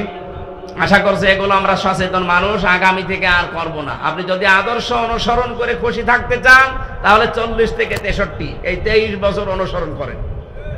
এক কথা বলেন না কেন? আমরা এখন থেকে কারো জন্ম নিয়ে আনন্দ করব না। আমাদের জন্ম নিয়ে আনন্দ না, আমাদের আনন্দ হবে তার আদর্শ নিয়ে। কথা বলেন না কেন? নবীজিকে আল্লাহ ডাক দিলেন ইয়া মুহাম্মদ, যেখানে কোন জায়গায় কোরআনে আল্লাহ দেয়নি। নাম নেওয়ার সঙ্গে সঙ্গে রিসালাতের ঘোষণা দিয়ে তার সম্মান বাড়িয়ে দিয়েছেন। মুহাম্মাদুর রাসূলুল্লাহ, ওমা মুহাম্মাদুন ইল্লা রাসূল, মা কানা মুহাম্মাদুন আবা আহাদিম মির রিজালিকুম ওয়ালাকিন রাসূলুল্লাহ খাতামান নাবিয়্যিন। আর আছে সূরা মুহাম্মদে একটা আয়াত, আলা নুজিলা আলা মুহাম্মাদ হুয়াল হাক্কু মির রাব্বিহিম। প্রত্যেকটি জায়গায় আল্লাহ তার নাম নেওয়ার সঙ্গে সঙ্গে ঘোষণা দিয়েছেন তিনি আমার রাসূল। জোরে বলেন আল্লাহু আকবার। এই জন্য আমরা এই জায়গা একটা স্পর্শকাতর জায়গা। রাসূলুল্লাহকে কেউ গালি দিলে আমরা সহ্য করতে পারি না। কুষ্টিয়াতে গত 2 দিন আগে একজন বুঝে হোক না বুঝে হোক গালি দিয়েছে। এখানে কোনো ছাড় নেই, আপনি বুঝে দেন আর না বুঝে দেন, আপনি অপরাধী। কুষ্টিয়া ফুঁসে উঠেছে, সারা দেশ এখন ফুঁসতেছে। আগামী থেকে আমরা এদেশের এই বিবেক বুদ্ধিহীন কিছু মানুষ আছে, বিভিন্ন নাম নিয়ে যারা চলে, সে যে নামেই হোক, রাসূলুল্লাহর ব্যাপারে কিন্তু কোনো আপোষ নেই। বিশ্ব নবীকে অপমান করার চেষ্টা করলে, গালিগালাজ করলে, যা করা লাগে এই দেশের মানুষ কিন্তু তাই করবে। এজন্য সাবধান হয়ে থাকবেন এই বিষয়ে। অন্তত আপনি আমারে গালি দেন, অসুবিধা নেই, কিন্তু রাসূলুল্লাহকে গালি দিতে পারবেন না। আমাদের জীবনের চাইতেও তিনি আমাদের কাছে দামি। কথা বলেন ঠিক কিনা? আল্লাহ এই মহব্বতের কারণে যেন আমাদেরকে মাফ করে দেন। আমি এখানে একটা তথ্য বলবো, এই যারা মহব্বত করি আল্লাহর রাসূলকে, এই কথা বলে শেষ করে দেন, তাদের জন্য খুব শিক্ষা আছে এখানে। আপনি শুনেছেন আয়াতটা, দেখেন এইভাবে নেই, কুল ইন কুনতুম তুহিব্বুনাল্লাহা ফাত্তাবিউনি ইউহিব্বুকুমুল্লাহ ওয়া ইয়াগফির লাকুম যুনুবাকুম আল্লাহু গফুরুর রহিম। সূরা আলে ইমরানের 31 নম্বর আয়াত। আল্লাহ পাক বলেন, নবী আপনি বলুন, তোমরা যারা বলো আল্লাহ তোমাকে ভালোবাসি, এই দাবি যারা করো তাদেরকে বলছি এই দাবি করার দরকার নেই। যদি দাবি সত্যে প্রমাণ দিতে চাও, ফাত্তাবিউনি, আমি রাসূলের অনুসরণ করো। এখানে যে তাবউন শব্দটা আছে, তাবাইন, যত অভিধান আছে আরবিতে দেখবেন তাবউন মানে দেখে দেখে চলা। আমার সামনে বেলাল স্যার যেভাবে হেঁটে যাবে, যেভাবে পা ফেলবে, যেভাবে হাত নাড়াবে, যেভাবে মাথা দোলাবে, ওইভাবে দেখে দেখে চলার নাম আরবিতে তাবউন। তাহলে রাসূলুল্লাহকে কি অনুসরণ করা লাগবে, ইত্তেবা করা লাগবে তাকে দেখে দেখে? প্রশ্ন আসতে পারে, উনি তো আমার সামনে নেই। হ্যাঁ, উনি সামনে নেই, ওনার আদর্শ পড়ে আছে আমাদের সামনে। বিদায় হজের ভাষণের দিন বলেছিলেন, তারাক্তু ফীকুম আমরাইন, 2টি জিনিস রেখে গেলাম, লান তাদিল্লু মা তামাসসাকতুম বিহিমা, কিতাবাল্লাহ ওয়া সুন্নাতু রাসূলিহি।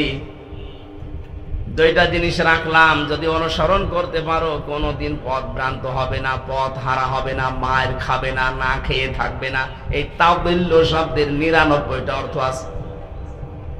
কোনদিন আপনি না খেয়ে থাকবেন না, কারণ জমিন আল্লাহ আমাদেরকে ওয়ারিশ বানিয়েছেন। জমিনের ওয়ারিশ যারা, তারা না খেয়ে থাকবে। মানে পৃথিবীতে যারা আল্লাহকে মানে না, তারা এই পৃথিবীর ভাড়াটিয়া, আর আমরা হচ্ছে জমিনের মালিক। মালিক কোনদিন না খেয়ে থাকতে পারে না। আমরা যেহেতু অনুসরণটা ওইভাবে করতে পারছি না, কিভাবে? ফাত্তাবিউনি, আমি রাসূলকে তোমরা অনুসরণ করো। যদি অনুসরণ করতেই পারো, যখন অনুসরণ আরম্ভ হবে, ইউহিব্বুকুমুল্লাহ, আমি আল্লাহ নিজে তখন ভালোবাসা আরম্ভ করব না করেছি? এখানে যারা আরবি গ্রামার বোঝে জিজ্ঞাসা করেন ইউহিব, এটা মোজারে, বর্তমান ভবিষ্যৎ, প্রেজেন্ট ফিউচার। যখন থেকে আপনি নবীজিকে অনুসরণ আরম্ভ করবেন তখন থেকে আপনাকে আল্লাহ ভালোবাসা শুরু করবে। কি কথা বুঝতেছেন? তার মানে এখনো যারা নবীর আদর্শকে অনুসরণ আরম্ভ করেনি, করবে বলে আশা করছে, আল্লাহ তাদেরকে ভালোবাসা শুরু করেনি। আমি কথা বোঝাতে না পারলে আবার রিপিট করব। রাসূলুল্লাহকে কেউ যদি অনুসরণ করা আরম্ভ না করে, আল্লাহ তাকে ভালোবাসা শুরু বলেন করেন। আর আল্লাহ যদি ভালোবাসে কয়েকটা উপকার আছে। এক নম্বরে আল্লাহ পাক বলেন, আমি যদি কাউকে ভালোবাসি ওয়াগফির লাকুম যুনুবাকুম, ইয়াগফির এটাও মোজারে, বর্তমান ভবিষ্যৎ, প্রেজেন্ট ফিউচার, জাম্বুন 1 বছর, যুনুব বহু বছর। আমি আল্লাহ যদি কাউকে ভালোবাসা আরম্ভ করি, ওর জীবনের কোনো গোনা বাকি রাখি না, সব মাফ করে দেই। আর আল্লাহর নিয়ম হচ্ছে কোন জায়গায় যদি আল্লাহ গোনা মাফ করে দেয়, ওই জায়গাটা আল্লাহ ফাঁকা রাখে না, পুরা নেকি দিয়ে পাল্টিয়ে দেয়। আল্লাহ যদি কাউকে ভালোবাসে, কি পেলাম? আল্লাহ নিজে তাকে ভালোবাসা আরম্ভ করবে, তার জীবনের গোনাগুলো মাফ করে দেবে, আর গোনা মাফ হয়ে গেলে আল্লাহ তাকে জান্নাতে দেবে। এবার আমার আয়াতের মূল শিক্ষা হচ্ছে রাসূলকে অনুসরণ করা আরম্ভ করা লাগবে না লাগবে না? এটা কি আংশিক না পূর্ণাঙ্গ? বলেন। আজ যারা আংশিক অনুসরণ করেন তারা কিন্তু এখনো আল্লাহর ভালোবাসা পাওয়া শুরু করেননি। আংশিক অনুসরণ মানে হয়তো দাঁড়িয়ে আছে রাসূলের মতো, জুব্বা গায়ে দেন, খাবারের পরে মিষ্টি খান, রাসূলের মতো সালাত আদায় করেন, সিয়াম পালন করেন, হজ করেন রাসূলের মতো দেখে দেখে। কিন্তু বিশ্ব নবী যে 10 বছর রাষ্ট্র চালিয়েছিলেন, এইটাকে আপনি রাজনীতি মনে করেন। কথা বলেন না কেন? তাহলে অনুসরণ কি আপনার আংশিক না পূর্ণাঙ্গ? আংশিক অনুসরণ করলে আল্লাহ আপনাকে ভালোবাসা শুরু করবে। কোন জায়গায় আছে কোরআনে দেখান। এই জন্যই তো বারবার বলছি রাসূলুল্লাহকে আজ থেকে অনুসরণ করা লাগবে পূর্ণাঙ্গ। রান্নাঘর থেকে শুরু করে আন্তর্জাতিক জীবন পর্যন্ত, পা থেকে শুরু করে মাথা পর্যন্ত, প্রতিটি জায়গায় আমার অনুসরণীয় একজন, তিনি মুহাম্মাদুর রাসূলুল্লাহ। আমি যখন পুরা এই সিদ্ধান্ত নিয়ে শুরু করব অনুসরণ, যে দুনিয়া আমি কাউকে দেখে চুল কাটবো না, আমার চুল কাটার স্টাইল হবে মেসি। বলেন আমার চুল কাটার স্টাইল হবে এই যে ঋত্বিক, শাহরুখ খান। কে? রংপুরে কত দোকান আছে সেলুনের, একটা দোকানে আপনি লেখা দেখাতে পারেন যে এখানে সুন্নাত অনুযায়ী চুল কাটা হয়। ওখানে লেখা আছে এখানে শাহরুখ কাট দেওয়া হয়, এখানে অজয় কাট দেওয়া হয়। আবার ওদের ছবি টাঙিয়ে রাখে কোন কাট চান। তাহলে এখন আমাদের কি অনুসরণ হওয়া লাগবে? মাথার এই চুল থেকে শুরু করে পা পর্যন্ত। অনেকে দাড়ি রাখে কিন্তু এমন স্টাইল, এটা স্টাইল হবে, সুন্নাত হবে না। রাসূলের সুন্নাত এক মুষ্টি পরিমাণে দাড়ি রাখতে হবে, এরপরে যদি কেটে ফেলেন অসুবিধা নেই। এই কথা বুঝতেছেন? যদিও এই মাসলাটা নিয়ে মতভেদ আছে আলেমদের ভেতরে, তবে এক মুষ্টি রাখবেন আপনি। আমি ওই মতভেদপূর্ণ বিতর্কে গেলাম না। দাড়ি আপনার রাসূলের মতো হয় না, মাথার চুল রাসূলের মতো হয় না। মোষ যে রাখার সিস্টেম, আল্লাহর নবী বলেন খালিফুল মুশরিকিনা আউফুল্লুহা ওয়াকফুশ শারিব, মুশরিকদের বিপরীত করবা, দাড়িকে লম্বা করে দিবা আর মোষকে খাটো করবা। আজ রবীন্দ্রনাথ ঠাকুরের এই জাতীয় সঙ্গীত নিয়ে কয়েকদিন যা আরম্ভ হয়েছিল, আমার যে 7টা কারণ সামনে এসেছিল তার ভেতরে এইটা একটা, যে মুশরিক লোকটা তার দাড়ি আর মোষ সমান সমান করে রাখলো। কথা বলে দেখা রাসূলের প্রথম জিনিসটাই সে মানে নাই। সে যদি মোষ খাটো করে দাড়ি লম্বা করতো তাও মুসলমানদের ভেতরে একটা কিছু আসতো। দ্বিতীয় নম্বর, ও যখন এটা লিখেছে তখন কিন্তু বাংলাদেশ হয়নি। কথা বলে না কেন? তাহলে এ দেশের জন্য ওটা লেখে নাই। আমাদের একটা আবেগের জায়গা, সুতরাং জাতীয় সঙ্গীত যদি লিখতেই হয় দেশ নিয়ে লেখা লাগবে। এই কথা বলে না কেন? দেশ ভাগ হওয়ার পরে যেটা লেখা হয়েছে, আপনি তাকান মহিব খানের ইঞ্চি ইঞ্চি মাটি, সোনার চাইতে খাঁটি। আপনি এইটা জাতীয় সঙ্গীত বানান, কথা বলেন না কেন? কারণ এটা আমার ছেলে মেয়েরা যখন পড়বে তখন যেন দেশের প্রতি ভালোবাসা জন্মায়, মানবতার প্রতি ভালোবাসা জন্মায়। সর্বোচ্চ ওর ভেতরে ইসলামের কিছু কথা দেওয়া আছে। আমরা মুসলমান, মুসলিমদের এই কথাগুলো আমাদের অন্তরে বাজবে। আর এই মুশরিকের কথা, যে আল্লাহকে বিশ্বাস করতো না, আল্লাহর সাথে শিরিক করতো, রাসূলের কোন নিয়ম নীতি তার ভেতরে আমরা পাই না, এই মানুষটার জীবনী নিয়ে, এই মানুষটার কথা নিয়ে আলোচনা হবে। ঢাকা বিশ্ববিদ্যালয়ে আগামী থেকে যদি কোনো আলোচনা অনুষ্ঠান হয়, স্যার সলিমুল্লাহ খান যিনি জমি দিয়েছিলেন তার নামে হওয়া লাগবে। কথা বলেন না কেন? এত উপকার করলেন শত শত বিঘা জমি দিয়ে, তার নামে কোনো কিছু হয় না? কোথা থেকে কোন ভেনদেশি স্বপন উড়ে এসে জুড়ে বসে কি বলে গেল, তার নামে আপনি অনুষ্ঠান করবেন? বাংলার টাকা দিয়ে আগামীতে মুশরিকের জন্য কোনো অনুষ্ঠান হবে না। অনুষ্ঠান যদি হতে হয়, যিনি জমি দিয়েছিলেন তার জীবনী থেকে কিছু করেন। এই কথা বলেন না কেন? কোরআন পড়েন, হাদিস পড়েন, মানুষকে জানান, তার জন্য দোয়া করেন, আল্লাহ যেন তাকে মাফ করে দেয়।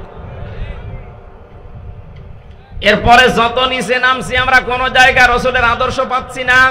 বিশ্ব নবী তার স্ত্রীদের সাথে যে আদর্শ দেখিয়েছেন ওইটা আপনার ভেতরে নেই। উনি তার বন্ধুদের সাথে যেটা দেখালেন সেটা আপনার নেই। কোন জায়গায় যদি আদর্শ সেট করতে না পারেন, বিশ্বাস করতে পারেন আল্লাহ আপনাকে এখনো ভালোবাসা আরম্ভ করেনি। আয়াতটা পড়ার পরে আমার মনে হয় দেশে হাজারো আলেম, হাজারো পীর এখনো আল্লাহর ভালোবাসায় পাওয়া আরম্ভ করেনি।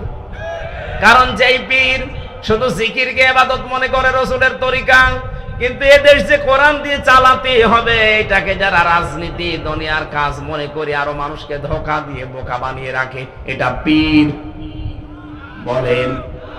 এরকম পীর দেশে নেই।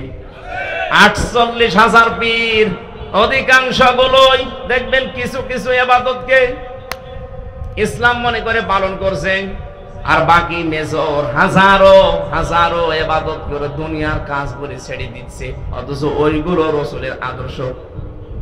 বিশ্বনবী জানিয়েছেন তোমরা সবাই ঐক্যবদ্ধ হবা, এটা কোরআনে কারীমের নির্দেশ। ওয়াতাসিমু বিহাবলিল্লাহি জামিআ ওয়ালা তাফাররাকু, সবাই মিলে একভাবে আল্লাহর রজ্জুকে আঁকড়িয়ে ধরবা, এ বিষয়ে কোনো মতপার্থক্য করবা না। অথচ বাংলাদেশে এখন একটা মেজর সমস্যা হয়ে দাঁড়িয়েছে। গত 3 দিন আগের রিপোর্ট একটা পেয়েছিলাম, এই দেশের 100 জনের 14 জন মানুষ এখনো পর্যন্ত পালিয়ে যাওয়া ওই জালেমকে সাপোর্ট করে। 100 জনের 28 জন মানুষ এই দেশে অনেকে থালা, জোর করে থালা নেওয়ার ধান্দায় আছে, যে থালা দিন, তাড়াতাড়ি থালা দিন। কি করবেন থালা নিয়ে? আবার খাওয়া আরম্ভ করবেন। সুখের বিষয়, আনন্দের বিষয়, 100 জনের 58 জন মানুষের তালিকা আমরা পেয়েছি। 100 জনের 58 জন চাচ্ছে এদেশে আল্লাহর বিধান কায়েম হোক। 14 আর 28 বাদ গেলে 58 থাকে। দিন যাচ্ছে, বাড়তেছে। গত কয়েকদিন আগেও আমি 10 জন মুসলমান বানিয়েছি এই দিনাজপুরে। তার আগে 2 জন চুয়াডাঙ্গা, এর আগে গাইবান্ধায়। মানুষ যেভাবে দলে দলে পালে পালে ইসলামে আসতেছে, অমুসলিমরা, মুসলমানরা যারা ছোট খাটো জালেম ছিল তারা অনেকেই পরিবর্তন হয়ে যাচ্ছে। কথা বলেন না কেন?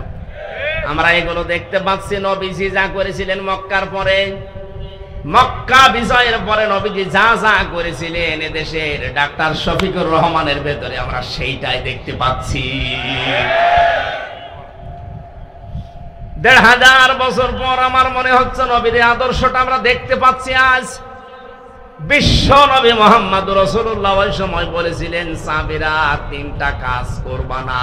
কোন নারীর গায়ে হাত দিবা না, কোন শিশুর গায়ে হাত দিবা না, কোন ফলদার বৃক্ষ কাটবা না। 3টা কাজ বেশি বেশি করবা।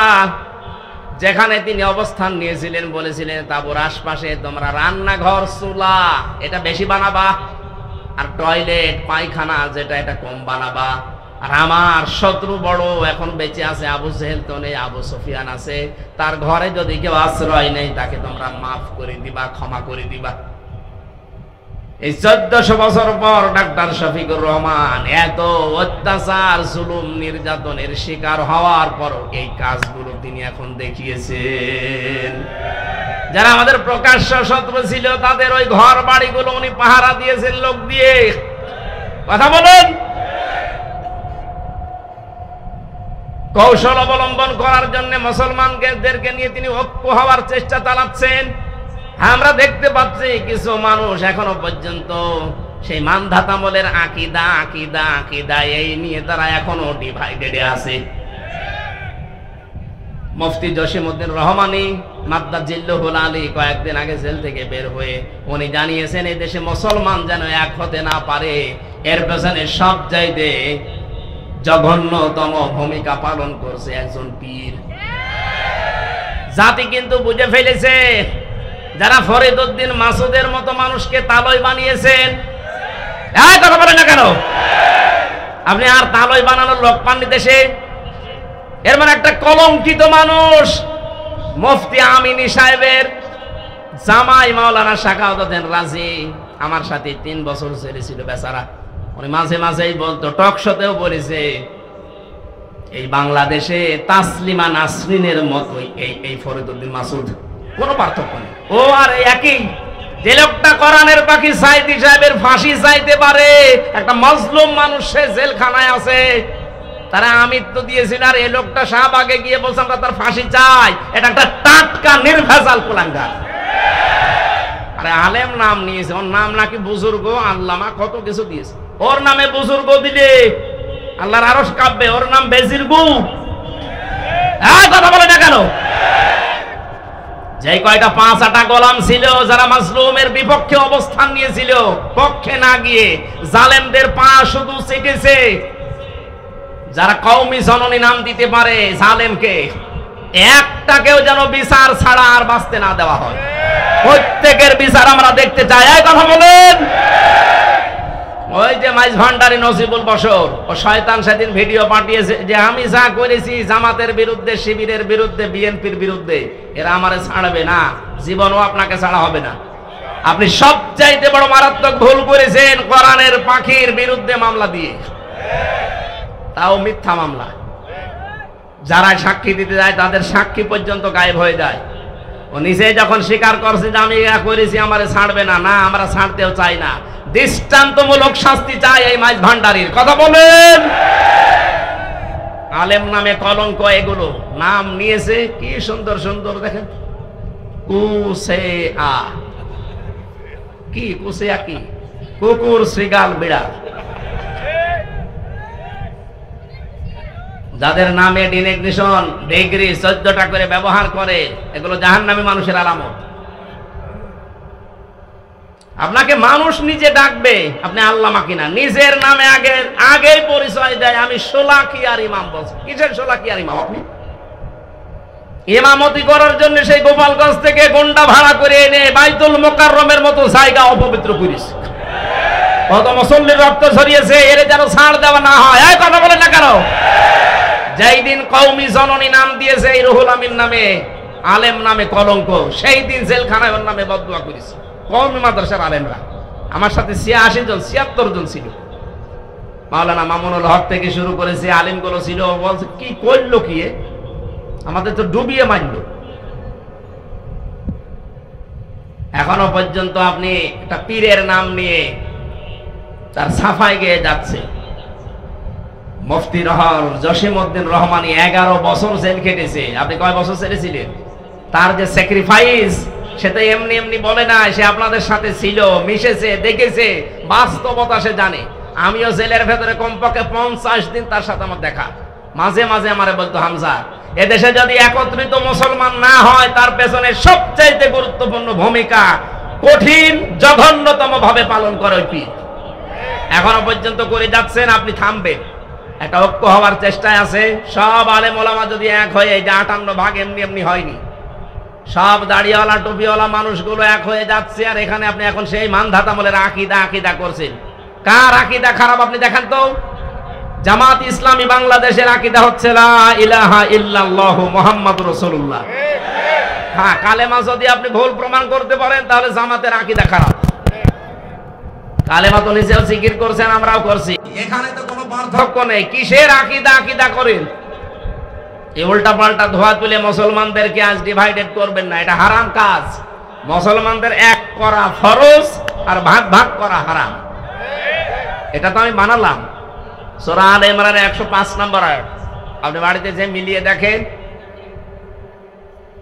যারা আজ মুসলমানদেরকে এক হতে দিচ্ছেন না, আপনি হারাম কাজে আছেন। কোন হারাম কাজ করা অবস্থায় তার ইবাদত কবুল হয় না। সুতরাং আপনার নামাজ, আপনার সিয়াম, আপনার হজ, এই দাড়ি, জিকির সব মাঠে মারা যাচ্ছে। আমি আর নিচে নামতে পারলাম না। এরপরও যদি কারো বিবেক না খোলে, আমার মনে হয় ওকে আল্লাহ মোহর মেরে দিয়েছে আবু জাহেলের মতো, ও আর ভালো হবে না। আমার ভাইরা, এখন থেকে আমাদের অনুসরণ হবে রসুলের আংশিক না পূর্ণাঙ্গ? পূর্ণাঙ্গ অনুসরণ যখনই আমরা আরম্ভ করব, আল্লাহ আমাদেরকে ভালোবাসা শুরু করবে। তার মানে বোঝা যাচ্ছে দেশে অনেক আলেম, অনেক পীর এখনো পর্যন্ত আল্লাহর ভালোবাসায় পাওয়া আরম্ভ করেনি। আমরা করেছি, আমরা যারা করছি, চেষ্টা চালাচ্ছি। হ্যাঁ, মাথা থেকে শুরু করে সংসদ পর্যন্ত সব জায়গায় আমার রাসূলের আদর্শ আমরা মেনে নেব। যখনই সিদ্ধান্ত নিয়ে মাঠে নেমে পড়বেন, বুঝবেন আল্লাহ আপনাকে ভালোবাসা আরম্ভ করছে। আল্লাহর ভালোবাসা আরম্ভ হয় তখন যখন কয়েকটা কাজ আপনি দেখতে পাবেন। এই তাকান, আপনাকে যে আল্লাহ ভালোবাসে তার প্রমাণ হিসাবে কয়েকটা কাজ আপনি দেখতে পাবেন সামনে। 1 নম্বরে হাদিস, নবীজি বলেন, আমি যখন আল্লাহ পাক যখন কাউকে ভালোবাসেন, তখন পুরো আসমানে ঘোষণা হয়ে যায় যে মহান আল্লাহ ওই লোকটাকে ভালোবাসে। আমরা সবাই যারা আসমানে আছো, সবাই ওকে ভালোবাসো। পুরো আসমানের ফেরেশতারা তখন তাকে ভালোবাসা আরম্ভ করে দেয়। জমিনে ঘোষণা দেওয়া হয়, পুরো জমিনবাসী শোনো, হামজাকে আল্লাহ ভালোবাসা আরম্ভ করেছে, তোমরাও ভালোবাসো তাকে। তখন পুরো সৃষ্টি জগতের ভেতর আল্লাহ একটা মহব্বত পয়দা করে দেয়। আমরা এইটা আজ দেখতে পাচ্ছি। আপনি তাকান, এতদিন যাদের স্বাধীনতা বিরোধী, রাজাকার, জঙ্গি, উল্টা পাল্টা নাম দিয়ে বহু কালার করার চেষ্টা চালিয়েছে, আগস্টের 5 তারিখের পর থেকে আজকের এই 23 তারিখ পর্যন্ত আমরা দেখতে পেলাম তারা জঙ্গি না, তারাই জনগণের সঙ্গী। এই ভালোবাসাটা এখন আল্লাহ পয়দা করে দিয়েছে নিজে। পুরা আসমানে আল্লাহ ঘোষণা দিয়েছে যে তাদেরকে ভালোবাসো তোমরা। জমিনের লক্ষ লক্ষ সৃষ্টি, সবার ভেতরে তাদের মহব্বত, ভালোবাসা এটা ঢুকিয়েছে কে? এত প্রমাণ দেওয়ার পরও যদি আপনার এখনো পর্যন্ত মনে হয় না, এদিকে আসেন, আসেন, এদিকে আসেন। এই জন্য আমাদের উচিত হবে এখন এই মুহূর্তে দলাদলি বন্ধ করে দেওয়া। ছোটখাটো বিষয় সব আমরা বাদ। এরপরেও যদি আপনি এক জায়গায় হতে না পারেন, আবার কবে হবে? আবার যদি কোন নতুন জালেমে চেয়ারে বসে, কিয়ামতের আগে লাগাতে পারবেন না। আমাদের উচিত এখন সুযোগ, ছোটখাটো বিষয় সব বাদ। কে দাড়ি রাখে, কে দাড়ি রাখে না, কে জুব্বা গায়ে দেয়, কে দেয় না, এটা পরে করবেন। আগে জায়গাটা ঠিক করেন। এখানে থাকলে আপনি ইসলামের নিয়ম নীতি 100% মানতে পারবেন। আর এই জায়গাটা না থাকলে কয়েকদিন পরে আপনারও দাড়ি কাটা লাগতে পারে।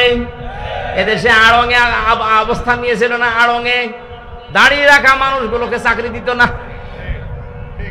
সামনে কিন্তু এরকম আসবে, আপনি চেষ্টা করবেন রাখার, কিন্তু পারবেন না। জায়গাগুলো সব জালেমের দখলে চলে যাবে। বিশ্বনবী মুহাম্মদুর রাসূলুল্লাহকে আল্লাহ ঘোষণা দিলেন, নবী, যারা আপনি আপনার কাছে আসবে যে ঈমান আমরা আনতে চাই, বলবেন 6টা কাজ করো। 1 নম্বরে আলা আল্লাহ ইউশরিকনা বিল্লাহ, কোনদিন আল্লাহর সাথে কোনো বিষয়ে শরীক করবা না। 2 নম্বরে ওয়ালা ইয়াসরিকনা বিল্লাহ, ওয়ালা ইয়াসরিকনা, চুরি করা যাবে না। ওয়ালা ইয়াজিনিনা, 3 নম্বরে কোনদিন তোমাদেরকে যেন আমরা জেনা করতে না দেখি। জেনার যে ছড়াছড়ি চলছিল, জেনার যে কারবার গুলো আমরা দেখতে পেয়েছি, বিশেষ করে আকাশ সংস্কৃতির নামে এদেশে বন্যার পানির মতো পিন আপ করা পত্রিকা দিয়ে বিভিন্ন স্যাটেলাইটের মাধ্যমে যা আরম্ভ হয়েছিল, আগামী 10 বছরের ভেতরে চরিত্রবান যুবক যুবতী মানুষ খুঁজে পাওয়া দুষ্কার হয়ে যাবে। এগুলো যারা দায়িত্বে আছেন বন্ধ করার চেষ্টা চালাচ্ছে। আমরা চাই যেগুলো দ্রুত যেন বন্ধ হয়। এরপরে আল্লাহ দিয়েছিলেন এক একটা শব্দের ভেতরে লক্ষ লক্ষ কথা। আমি তাফসিরে পড়েছি, নোটও করেছিলাম, শুধু গা ঘেমে যাচ্ছে আর রাত অধিক হয়ে গেছে, যেন খুব সামারাইজ করে বলছি। রব্বুল আলামিন বলেন ওয়ালা ইয়াকতুলনা আওলাদাহুন্না, সন্তান হত্যা করা যাবে না। এই শব্দটার ব্যাখ্যা করলে অনেক ভালো হতো। ওয়ালা ইয়াতিনা বিবহতান, কালকে আমার মাহফিল আছে, এই যে এই ছেলেটার এখানে, কালকে ওয়ালা ইয়াতিনা বিবহতান, এই বহতানের উপর আমি কথা বলবো, কারণ এইটা বাংলাদেশে 15.5 বছরে বেশি হয়েছে। ওয়ালা ইয়াতিনা বিবহতান, মানুষকে আন্দাজে দোষ দিয়ে জীবনটা নষ্ট করে দিও না। আমার জীবন থেকে যে 3টা বছর আপনি ঝরিয়ে দিলেন বেকার বেকার আন্দাজে দোষ দিয়ে, প্রমাণ তো হয়ে গেছে, কয়েকদিন আগে আমার মামলা সব খারিজ হয়ে গেছে, আদালত প্রমাণ করেছে আমার কোনো দোষ নেই, আমি নির্দোষ, বিনা দোষে আমাকে এই 3টা বছর নষ্ট করলেন। যারা করেছিলেন তাদের কি শাস্তি হবে, ওই কথাগুলো কালকে আমরা তুলে ধরবো। এরপরে আল্লাহ দিয়েছেন ওয়ালা ইয়াসিনা ওয়ালা ইয়াসিনাকা ফি মারুফিন ফাবাইহুন্না, ভালো কাজে কোনোদিন যারা দায়িত্বে আছে এই মানুষগুলোর অবাধ্য হবা না। আস্তাগফিরুল্লাহ, আল্লাহর কাছে ক্ষমা প্রার্থনা করবা এই 6টা গুণ যাদের ভেতরে আছে। ইন্নাল্লাহা গফুরুর রহিম, অবশ্যই আল্লাহ তাআলা দয়াবান এবং ক্ষমাশীল। আল্লাহ আয়াতটা খুব সংক্ষেপে করেছি, বাস্তবে যেন আমাদেরকে মেনে চলার তৌফিক দেন। আগামীকালকে মাহফিল আছে এই নওশাদের গ্রামে, বহতানের উপরে কথা বলবো ইনশাআল্লাহ। আল্লাহুম্মা আমিন।